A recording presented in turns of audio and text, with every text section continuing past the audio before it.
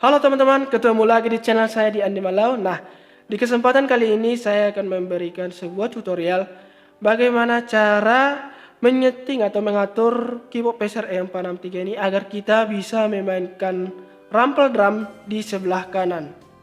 Oke, tapi buat kalian yang baru gabung di channel ini, jangan lupa tekan tombol subscribe, like video ini jika kalian suka, dan share agar saya semakin semangat memberikan tutorial berikutnya. Oke, kita langsung aja ke videonya ya.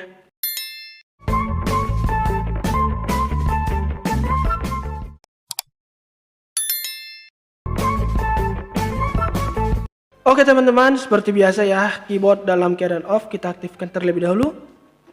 Nah,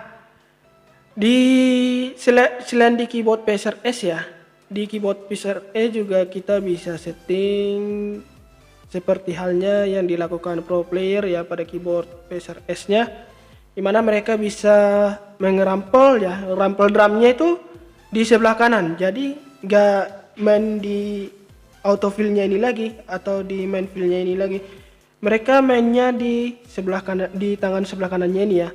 Nah, kita akan setting cara tersebut ya. Pertama, kita pilih stylenya terlebih dahulu, tapi style user ya kawan-kawan ya, style user. Kita pilih di sini, saya memilih di keyboard saya ya, 239 aja, seperti ini.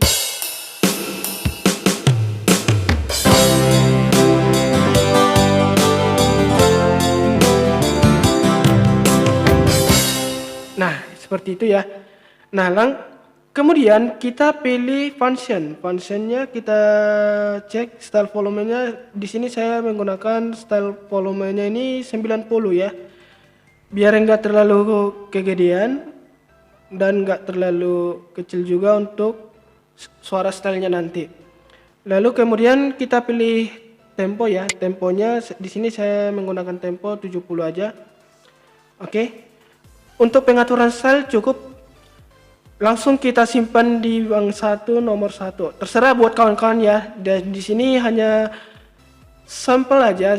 Di sini hanya cuman metode dasarnya aja. Di sini saya simpan di bank 1 nomor 1. Udah. Kemudian kita pilih voice drumnya. Voice drum untuk sebelah kanan ini.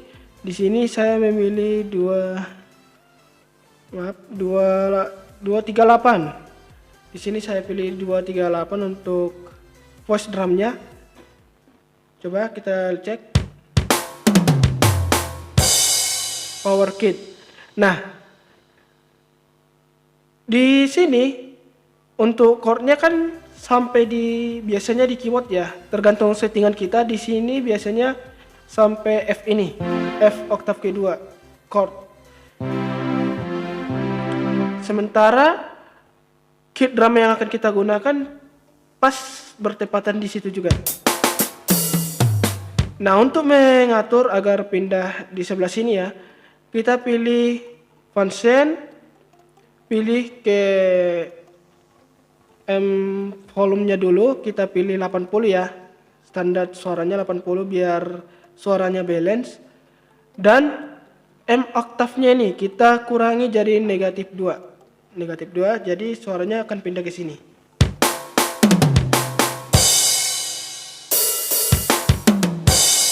Seperti itu. Nah, cukup ya untuk pengaturan ini, langsung kita simpan aja di bank 1 nomor 1 tadi. Nah, untuk voice selanjutnya bisa teman-teman isikan, contoh saya isikan piano di bank nomor di registrasi nomor 2-nya. Langsung simpan aja. Dan voice nomor 3-nya saya simpan string aja ya. String aja saya naikkan volumenya dan oktavnya saya turunin. Saya simpan di nomor 3. Nah, dan di nomor 4 saya pilih saxophone.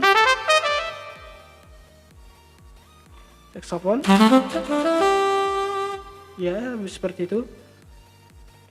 Kan? Oke. Nah, cukup ya. Seperti ini settingannya. Jadi untuk memainkan rampelnya ini seperti biasa ya, kita belajar dari yang profesionalnya aja ya. Seperti yang saya lihat-lihat, mereka menggunakan sync stopnya ini agar bisa menghentikan ketika chord ditekan, style berbunyi, ketika dilepas, stylenya off. Seperti ini ya. Ini saya aktifkan sync stopnya dulu. Seperti itu cara mainnya ya. Jadi mereka menggunakannya seperti ini. Maaf, coba segini ya, sekali lagi.